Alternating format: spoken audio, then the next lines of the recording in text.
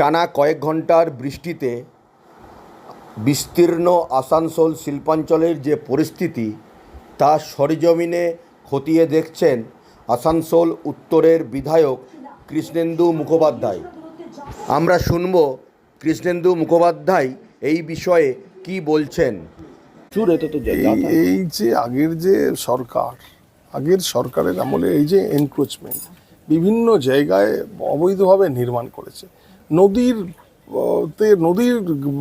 উপর বাড়ি বানিয়ে ফেলেছে, তার জন্য জল বেরোচ্ছে না, নাব্যতা কমে গেছে নদীর। তাও তো এই সরকার নতুন আমরা এসে বেশ কিছু হাইড্রেন পরিষ্কার করিয়েছি, নাব্যতা অনেকটা নিয়ে আসার চেষ্টা করেছি, কিন্তু সময়টা পাইনি, তার জন্য এই অবস্থা। আমরা চেষ্টা করছি যাতে পরের বছর থেকে এইরকম অবস্থা না হয় মানুষের। দেখুন না, কালকে 24 ঘন্টা হয়ে গেছে বৃষ্টি থেমে গেছে, তার বেশি হয়ে গেছে, এখনও পর্যন্ত জল এখানটায় দেখুন আটকে রয়েছে। আমি এলাম, ঘুরছি, সব জায়গায় ঘুরে বেড়াচ্ছি, একদম এই কোলের বাচ্চা নিয়ে বসে রয়েছে। দেখে নিচ্ছি, এখানে পাম্প কর্পোরেশন থেকে আমরা ব্যবস্থা করছি, পাম্প লাগিয়ে যাতে জলটাকে ইমিডিয়েট বের করে দেওয়া যায় ব্যবস্থা করছি। এই 100 দিন পার হলো, এরকম ঘুরে ঘুরে তো এরকম মানে ঘুরে দেখছেন যে প্রচুর কাজ আছে, প্রচুর কাজ রয়েছে, প্রচুর কাজ। 15 বছরে কিছু করেনি তো। সাধারণ মানুষ তো অসহায়, গরিব মানুষ। দেখুন অবস্থা, এই দেখুন বাড়ির অবস্থা দেখুন, এখানে পুরো ভেঙে অবস্থা দেখুন। এখানে মধ্যে বয়স্ক মহিলা রান্না করছে, এই চলছে। এই অবস্থা পরিবর্তন হবে, এর জন্যই পরিবর্তন এসেছে। এবং আমরা ঘুরে ঘুরে সব জায়গায় দেখছি, এখানে সমস্ত দেখুন মানুষ, এই পাশে স্কুল, হাই স্কুলে সব নিয়ে রেখেছে। আমরা প্রায় পরিবারগুলোকে তুলে নিয়ে ওখানে রাখা হয়েছে, পরশু থেকে রয়েছে আমাদের ছেলেরা, নিরন্তর কাজ। হ্যাঁ, রেলপাড়েও এক অবস্থা, ঠিক আছে, সব জায়গায় রয়েছে।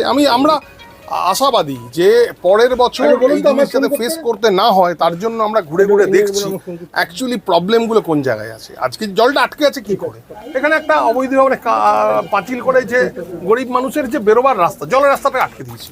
দেখুন এই জিনিস তো চলতে পারে না, এই জিনিস হচ্ছে অবস্থা। সব আমরা লেগে রয়েছি, মানুষের সঙ্গে লেগে রয়েছি।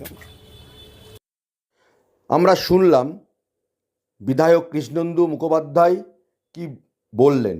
অর্থাৎ তিনি যেটা বললেন, আসছে বছর বন্যাতে এই পরিস্থিতি হবে না, কিন্তু প্রশ্ন উঠল আসানসোলের গোপালপুরের এই গরিব অসহায় যে পরিবারটি, তার বাড়ির যে ড্রেনেজ সিস্টেম, জল নিকাশি ব্যবস্থা, তার সঠিক সিদ্ধান্ত কিভাবে হবে।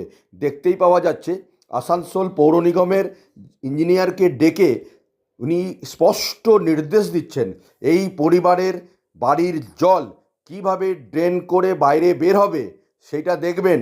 প্রয়োজনে আশেপাশের যারা রয়েছে দেওয়াল করে দিয়েছে, বাড়ির জল এই গরিব মানুষের বার হতে দিচ্ছেন না, সেটা দেখবেন। প্রয়োজনে পুলিশ ও প্রশাসনের সাহায্য নেবেন। এইভাবে গরিব মানুষকে রাখা যাবে না। এনার বাড়ি কী করে হয়, সমস্ত রকম ব্যবস্থা নেওয়া হবে। বাংলার জাগরণের জন্য প্রেমের রিপোর্ট।